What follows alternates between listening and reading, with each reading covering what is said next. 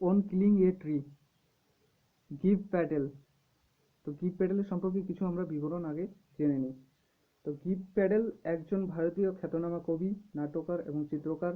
এই কবিতায় কবি বিভিন্ন ছন্দের ব্যবহার করেছেন। তিনি কবিতাটিতে প্রতিনিয়ত কথার কথা বলেছেন। তার কিছু উল্লেখযোগ্য লেখা হলো mirror, how how do you withstand, and body.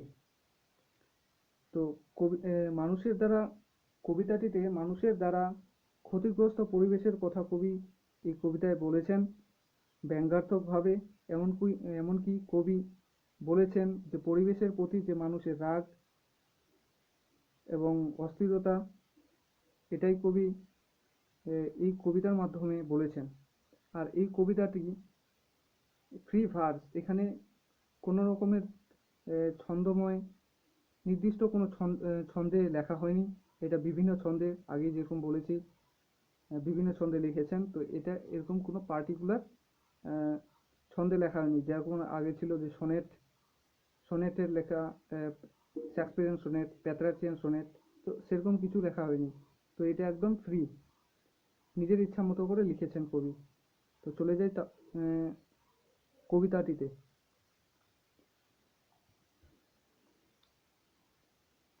It takes much time to kill a tree. কবি বলছেন যে একটা গাছকে মারতে সময় লাগে। Not a simple jab of a knife will do it. একটা শুধুমাত্র নাইফের দ্বারা একটা গাছকে কাটা যাবে না। It has grown slowly consuming the earth. এই গাছটা ধীরে ধীরে জন্মেছে পৃথিবী থেকে, ভূভাগ থেকে পুষ্টিকর পুষ্টিকর শোষণ করে, মানে ভূভাগের যে জল সেটাকে কনজিউম করেছেন, গ্রহণ করেছেন ধীরে ধীরে। আর ধীরে ধীরে এটা বৃদ্ধি পেয়েছেন। Rising out of it, feeding upon its crust, absorbing years of sunlight, air, water. আর আর বলছেন যে এই যে গাছটা, এই যে গাছটা এটা এই মাটি থেকে যে উঠেছে, গজিয়ে উঠেছে, এটা এই পৃথিবী থেকে গজিয়ে উঠেছে। ফিডিং আপন ইটস ক্রাস্ট, এই এই পৃথিবীর যে শক্ত ভূভাগ থেকে এটা খাদ্য গ্রহণ করছে। Absorbing years of Sunlight, absorbing years of Sunlight মানে বছর বছর ধরে সানলাইট গ্রহণ করে। এয়ার, ওয়াটার, তাছাড়া আছে বাতাস, জল, এইসব গ্রহণ করে। And out of its leprous hide sprouting leaves. আর এটার যে গাছটার যে বিভিন্ন ক্ষত বিক্ষত থেকে গাছটার যে পিছনে যে এই গাছটার যে ছালগুলি যে ক্ষত বিক্ষত অংশগুলি থেকে স্প্রাউটিং লিভস, মানে লিভস মানে হচ্ছে এখানে পাতা, লিফের এটা হচ্ছে প্লুরাল ফর্ম লিভস, স্প্রাউটিং মানে গজানো। তো এখানে ওই কচি পাতা গজিয়েছে, স্প্রাউটিং লিভস, ওই ক্ষত বিক্ষত অংশগুলো থেকে গাছের।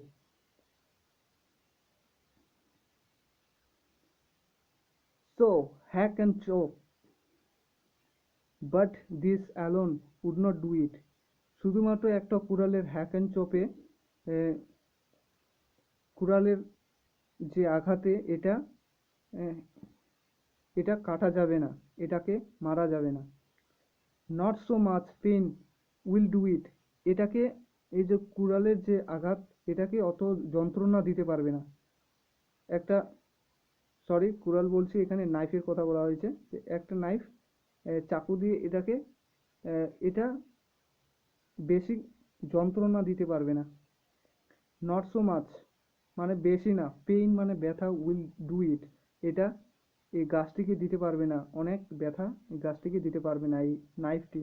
একটা নাইফের hack and chop, hack and chop মানে এই নাইফ দিয়ে বার করা, আঘাত করা। The bleeding bark will heal. আর যে ওই যে ক্ষত বিক্ষত থেকে, ওই ছোট একটা আঘাত থেকে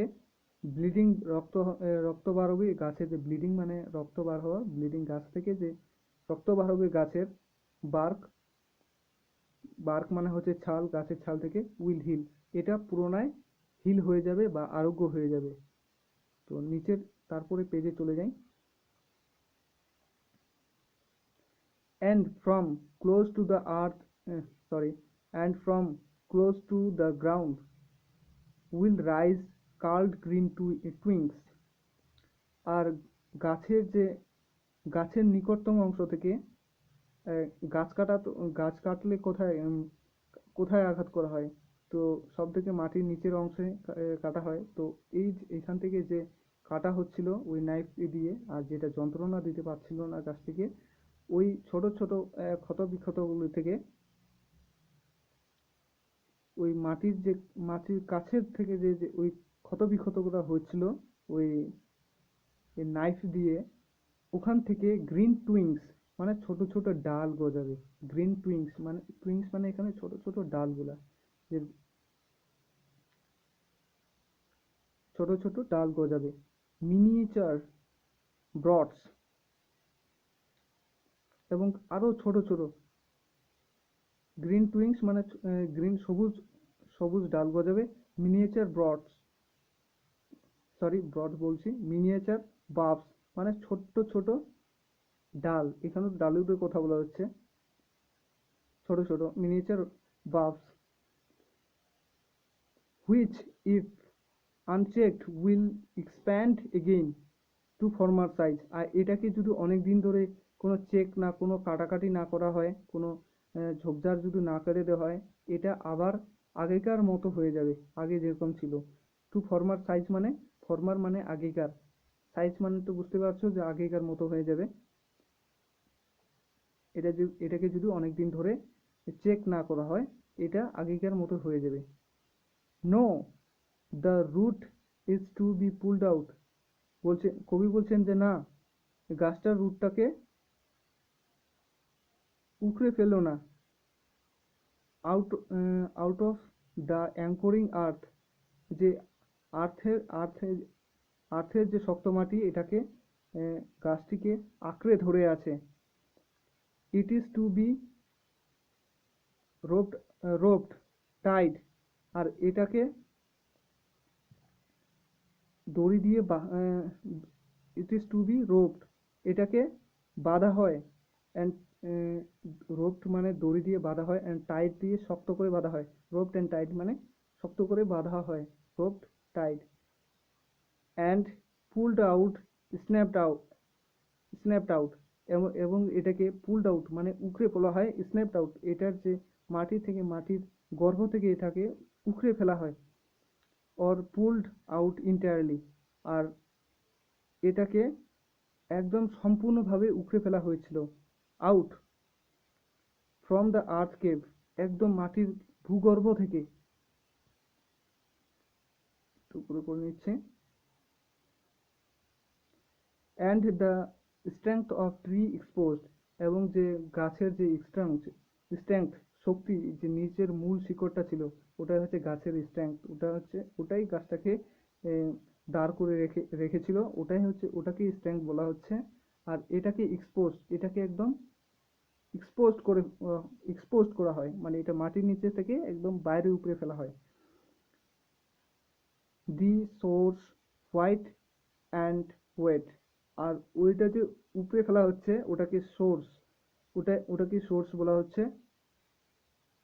সোর্স মানে হচ্ছে উৎপত্তি। তো সোর্স এটা হচ্ছে মাটির, অনেকদিন ধরে মাটির ভিতরে থাকার কারণে এটা হোয়াইট, আর এটা খুব ভেজা হয়। ভেজা মানে কি, রসালো হয়। The most sensitive and hidden for years inside the earth। আর এটা হচ্ছে খুবই সংবেদনশীল, যেটা বছর বছর ধরে মাটির নিচে, ফর ইয়ার্স মানে বছর বছর ধরে, ইনসাইড মানে ভিতরে, ইনসাইড দ্য আর্থ মানে মাটির ভিতরে বছর বছর ধরে ঢুকে থাকে। এবার কবি বলছেন, then the matter of scorching and choking, এবং উপড়ে ফেলার পর এটাকে স্কোরচিং স্কোরচিং অ্যান্ড চোকিং, এটাকে রোদে, scorching and choking in the sun and air, আর এটাকে এই যে রুটটা, এই রুটটাকে বা সোর্সটাকে, এটাকে রোদ্রে শুকানো হয়, শুকানো হয় ইন দ্য সান আর এয়ার, সূর্যের রোদে এবং বাতাসে। Browning, hardening, twisting, withering, and then it is done. আর এটাকে উপরে শুকানোর পর এটা ব্রাউনিং হয়ে যাবে। ব্রাউনিং, ব্রাউনিং মানে হচ্ছে এখানে একদম কি বলবো, শুকিয়ে খনখন হয়ে যাবে, ব্রাউন কালার হয়ে যাবে, ব্রাউন কালার। আর হার্ডেনিং, হার্ডেনিং মানে তো শক্ত হয়ে যাবে।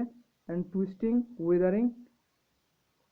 আর তারপর হচ্ছে এটা একদম আহ, এর মধ্যে কোনো রকম জল থাকবে না, এটা একদম শুকিয়ে খনখন হয়ে যাবে, withering. And then it is done. আর তখন এই গাছটা মরবে। দেন ইট ইজ ডান, কবি বলছেন যে তখন এইভাবে শুকিয়ে একদম রুটটাকে একদম উগড়ে ফেলে শুকিয়ে শুকানো হবে, তারপর এই গাছটা মরবে। দেন it is done, then it is ডান মানে হচ্ছে তারপর গাছটা মরবে, তারপর কাজটা সম্পূর্ণ হবে, যে গাছ, একটা গাছকে মারার। তো এই হচ্ছে এখানকার এটা কবিতা। তো কবি এই কবিতার মাধ্যমে বলছেন যে মানুষেরা দিনে দিন ধরে বিভিন্ন গাছকে উপড়ে ফেলছেন। আর এটা গাছকে উপড়ে ফেলে সেখানে বিভিন্ন ধরনের ইন্ডাস্ট্রি বা ঘর বা বাড়ি বানাচ্ছেন। আহ, আর এই এই যে মানুষের দ্বারা যে পরিবেশের যে ক্ষতি হচ্ছে, এটাকে কবি এখানে ব্যঙ্গভাবে বলছেন যে একটা গাছকে এভাবে মারো। এটা কবি একটা গাছকে মারার কথা বলছেন, কিন্তু এখানে কবি ওই মানুষদেরকে যারা এই গাছকে এইভাবে মারছেন, তো কেটে কেটে কেটে ফেলছেন, বন জঙ্গল ধ্বংস করে দিচ্ছেন, তাদেরকে এইভাবে ব্যঙ্গ করে বলছে। তো কবি এখানে বলতে চাইছেন যে বলতে চাইছেন না যে গাছকে এইভাবে মারো। এই এই এখানে বলছেন কবি যে গাছের মারার কথা বলছেন, কিন্তু ব্যঙ্গভাবে বলছেন। কবির এখানে কোনো ইন্টেনশন নাই যে গাছকে কাটো বা গাছকে উখড়ে ফেলো। এটা ব্যঙ্গাত্মক একটা কবিতা। তো এই হচ্ছে অনেক কিলিং ট্রি।